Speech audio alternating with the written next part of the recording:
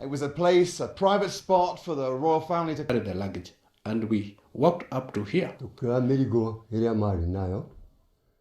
And she was walking as well. London. It is with the greatest sorrow that we make the following announcement.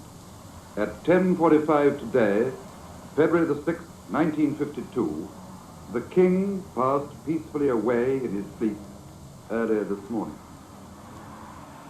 The BBC is now closing down for the rest of the day. It was at that point they headed back to Britain, and for her... No one knew then that the girl who had arrived here as Princess Elizabeth would leave again 5 days later as Queen. Queen.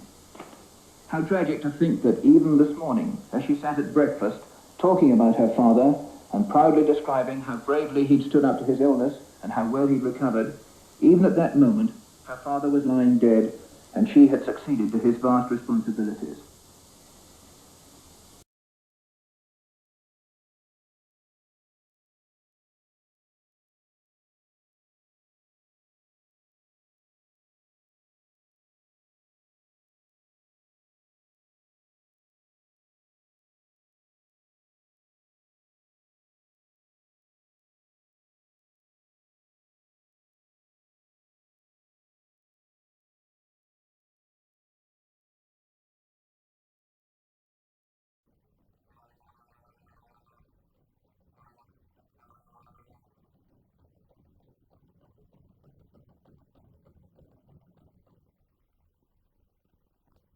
For 15 years now, the world's best race drivers have tackled the world's worst road.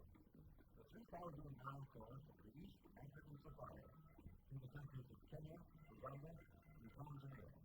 Every American, every European, and every Asian driver has gone down to defeat. No non-African has ever won the tallest East African Safari.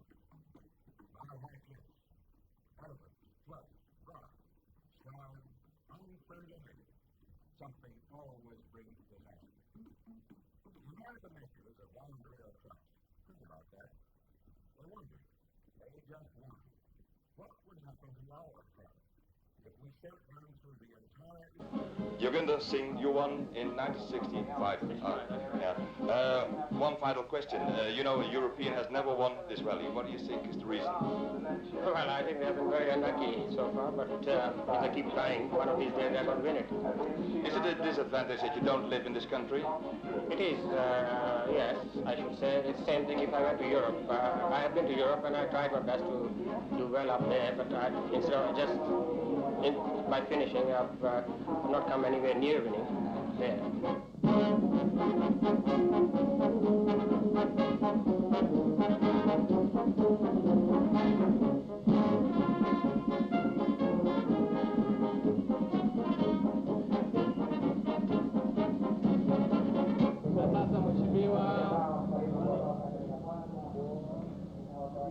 First away in car number 1 are local drivers Robin Hillier and Jock Aird, driving a Ford 20M RS. This is the first time these cars have been entered for the safari. The thoughts of many thousands of Ford employees in Germany are with them as they set off for over 3,000 miles of the worst conditions that East Africa can inflict on machines and men.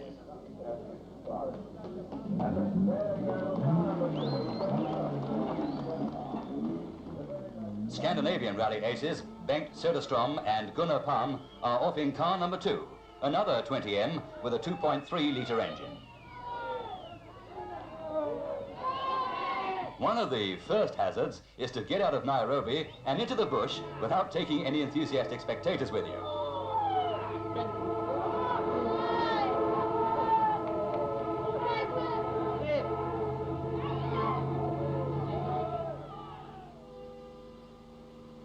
These days, nearly 100 cars are entered for this rallying rough and tumble, and it's not unusual for 80% to fall by the wayside.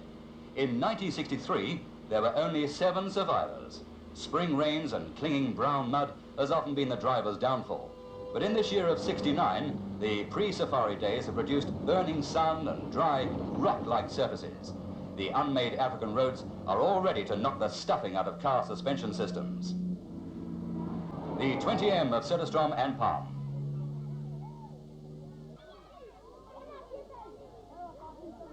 Altonen and Lyddon, well known on the Monte Carlo rally scene in their Lancia Fulvia.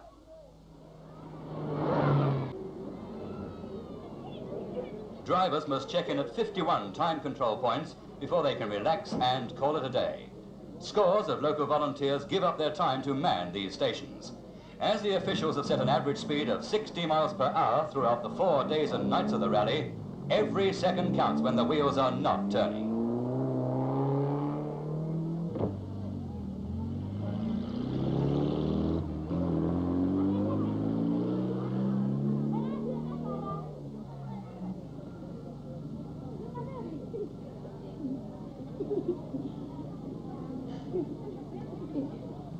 It's raining and the sky promises more to come.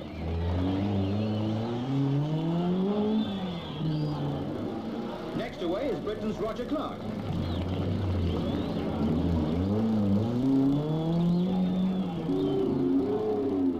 Simo Lampinen in the first of the 3 Lancia Stratos races. Once out of Nairobi, it isn't long before they hit the first really wet conditions. Roger Clark obviously means business.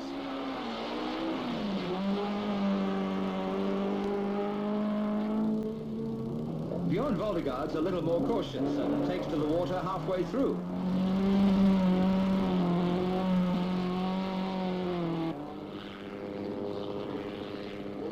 Simo Lampinen changes his mind about taking it flat and settles for half in, half out.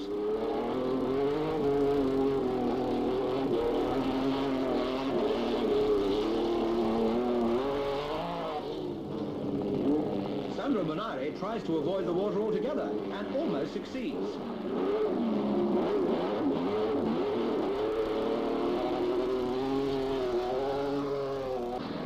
He treats the water with evident respect.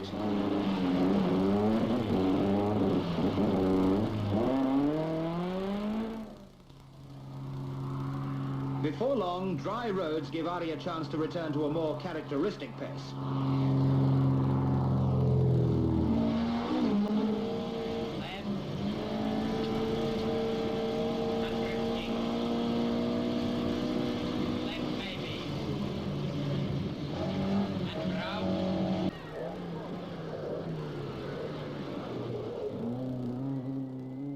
Finn was taking his first safari very seriously. He was bitterly disappointed when rear axle trouble combined with appalling weather conditions to eliminate him on Saturday.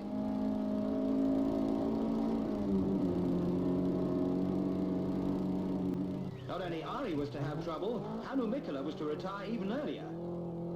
Vic Preston Jr. in escort number 18, soon to hold second place in one of his best performances in 7 years of safari driving.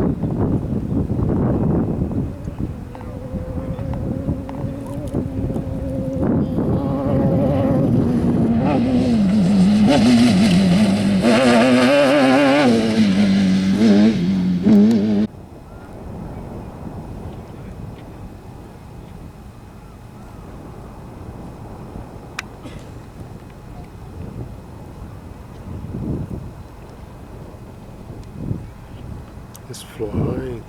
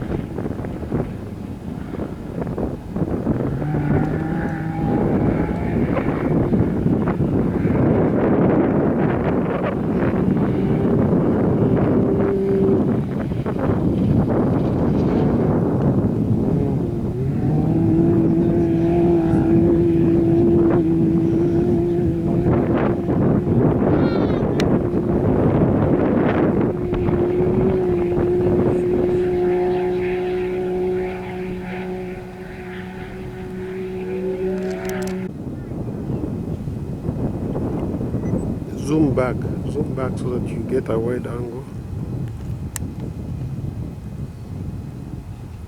and don't hold the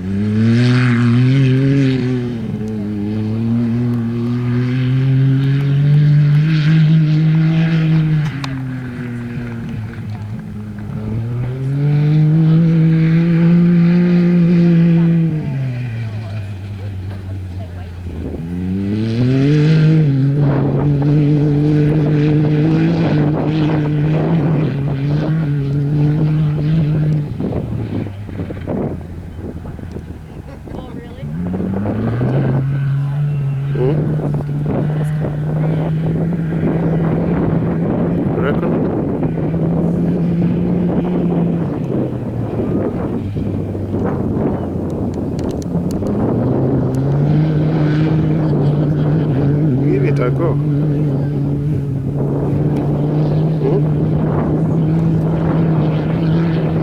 I think this is easier to do.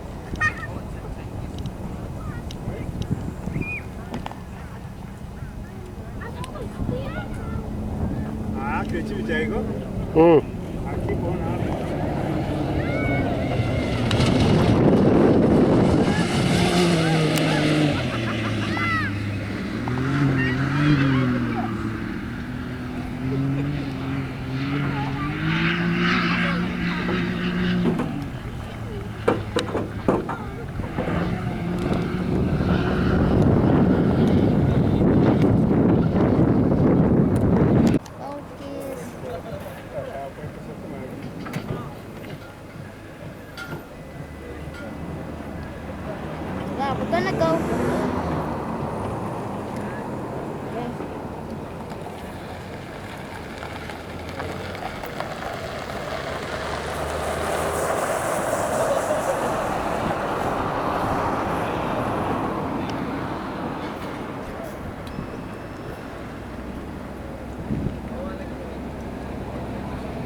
Hey, look, one of them's moving that. There's one over there with the